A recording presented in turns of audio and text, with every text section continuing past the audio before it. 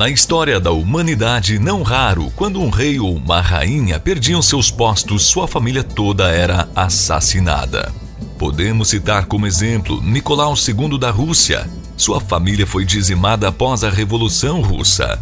Se pensarmos em Roma, vemos essa história repetida em diversas ocasiões.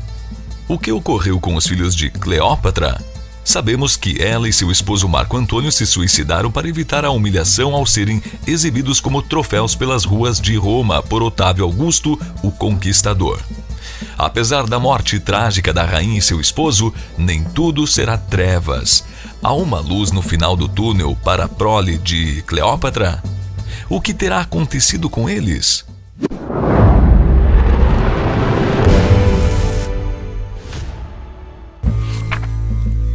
O primeiro filho, Ptolomeu XV.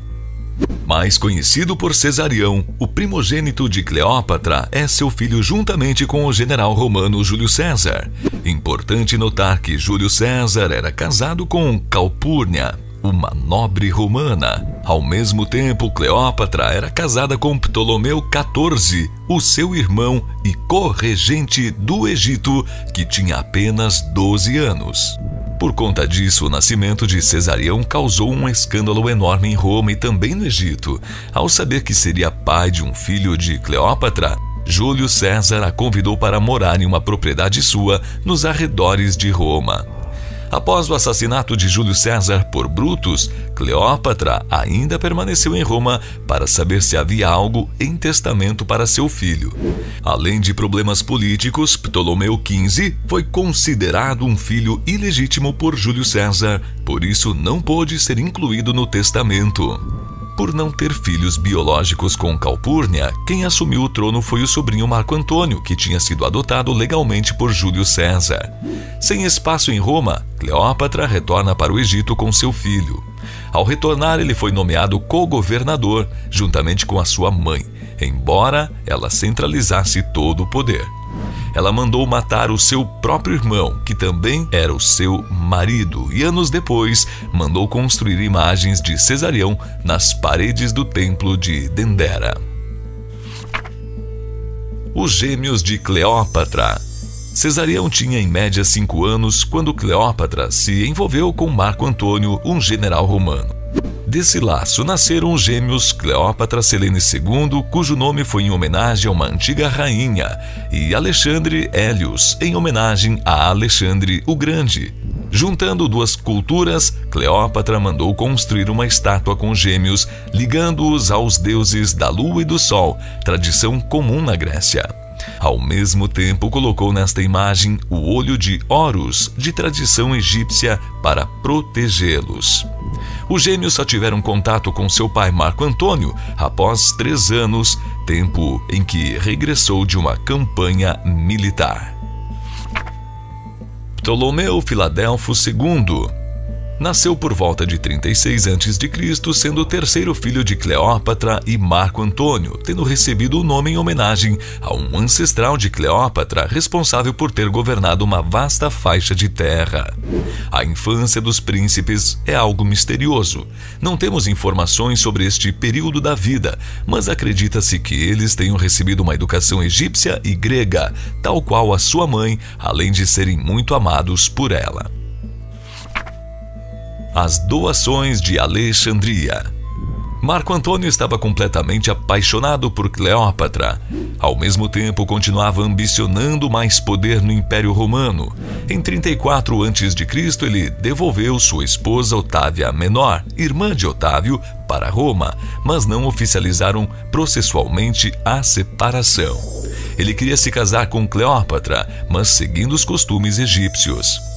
Como presentes para os filhos de Cleópatra, Marco Antônio distribuiu reinos entre eles, sendo assim dispostos. Para Alexandre Hélios, deu o título de rei da Armênia. Cleópatra Selene II, com apenas 7 anos, foi nomeada rainha de Cirenaica e da Líbia. Ptolomeu Filadelfo foi nomeado rei da Síria e da Sicília. Por fim, nomeou Cesarião rei do Egito, além de reconhecê-lo como filho legítimo de Júlio César. Com isso, ignorava o título de herdeiro de Otávio. Todas essas ações desencadearam a Quarta Guerra Civil Romana. Marco Antônio e Cleópatra tiveram que lutar contra as tropas de Otávio, mas sem sucesso. Marco Antônio e Cleópatra foram derrotados e, para não serem humilhados pelas ruas de Roma, cometeram suicídio.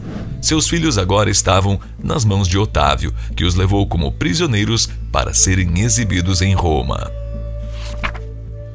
A fuga de Cesarião. Prevendo a vitória do oponente, Cleópatra enviou o tesouro real a Cesarião, para fora do Egito.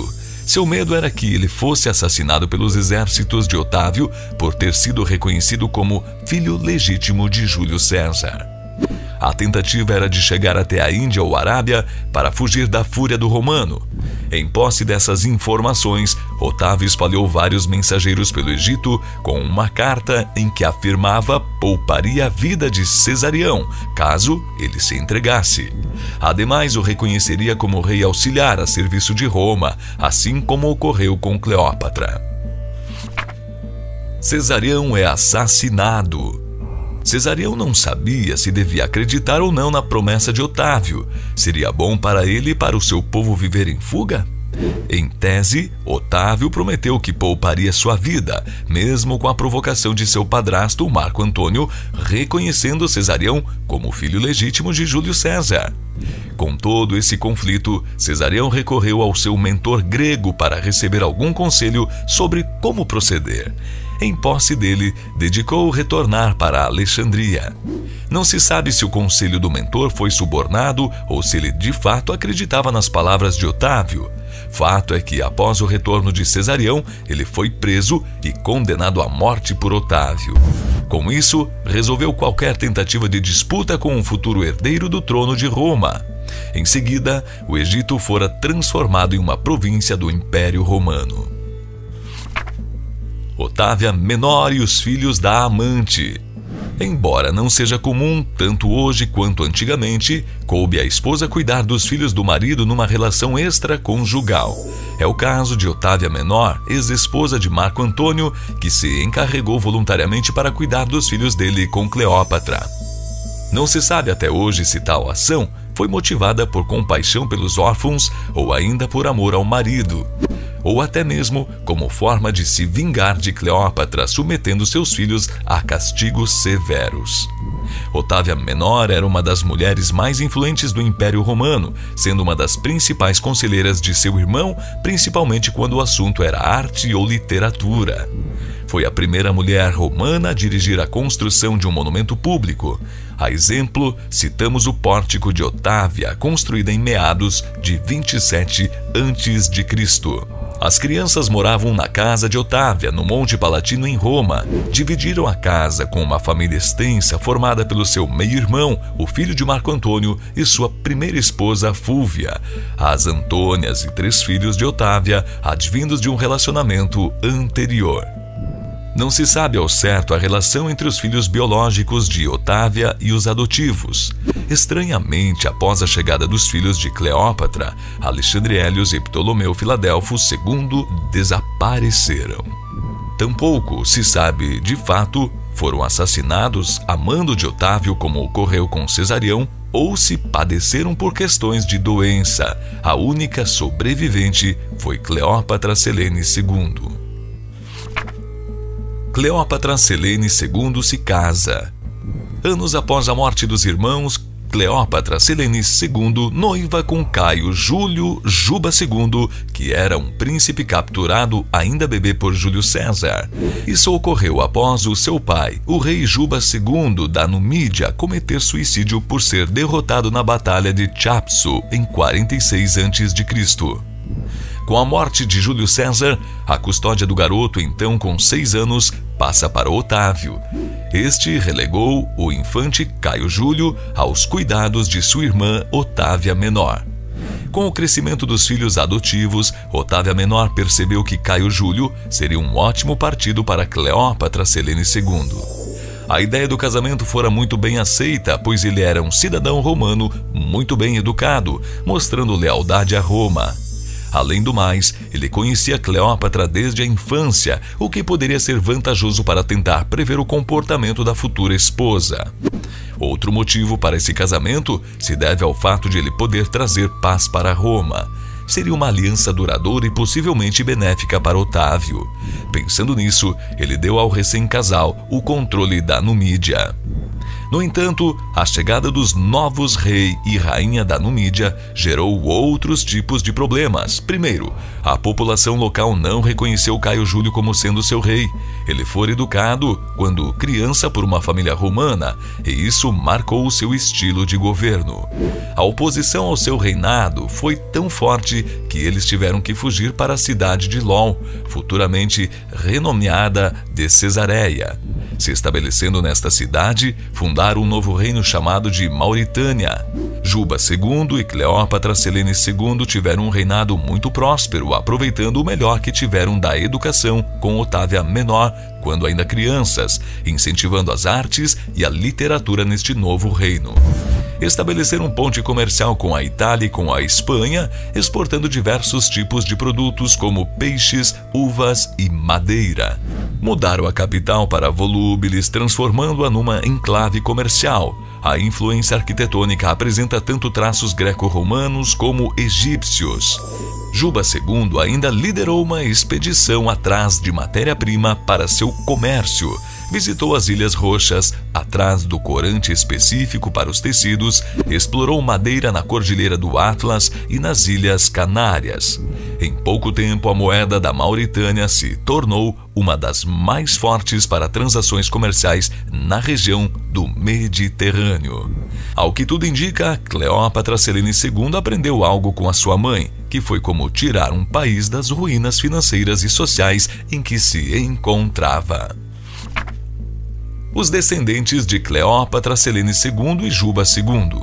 A prosperidade que marcou o reino deste casal infelizmente não reverberou em seus filhos.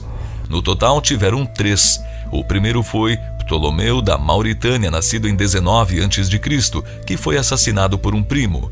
A segunda foi Drusila de Mauritânia, nascida em 15 a.C. e que morreu por razões desconhecidas. A terceira foi Cleópatra da Mauritânia, morta por causas naturais por volta de 5 a.C. A morte de Cleópatra Selene II. A trajetória dela levou de uma órfã para prisioneira e que terminou a vida como rainha, fundando um novo reino muito próspero. Morreu de causas naturais aos 45 anos de vida, sendo enterrada no mausoléu real na Mauritânia. Juba II faleceu 17 anos depois, deixando como sucessor Ptolomeu da Mauritânia. Hoje aprendemos sobre os filhos de Cleópatra, uma das rainhas mais icônicas de todos os tempos. Vimos como 3 de seus filhos tiveram mortes horríveis. A única que escapou ao destino trágico foi Cleópatra Selene II. Mesmo assim, não deixou de ter sua vida marcada também por perdas. Aprendemos sobre as formas de governar e que as que promovem apenas a guerra acabam enfrentando problemas para prosperar, diferentemente das que buscam investir em comércio, arte, dentre outros valores mais humanizados. Esperamos que tenham gostado do vídeo. Quer conhecer mais detalhes sobre Cleópatra? Deixe um comentário. E não saia desse vídeo sem compartilhar com seus amigos e familiares. Ajuda muito o canal a alcançar outras pessoas que gostam desse assunto.